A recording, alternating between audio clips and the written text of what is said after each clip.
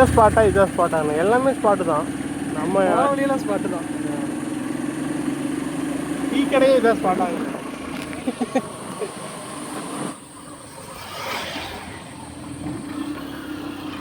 இங்க யானை வந்துச்சுன்னா எப்படி இருக்கும் யோசிச்சு பாருங்க.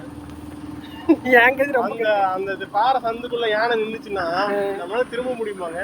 ஐயா அவ்வளோதாங்க, அன்னியோட முடிச்சிருக்கு.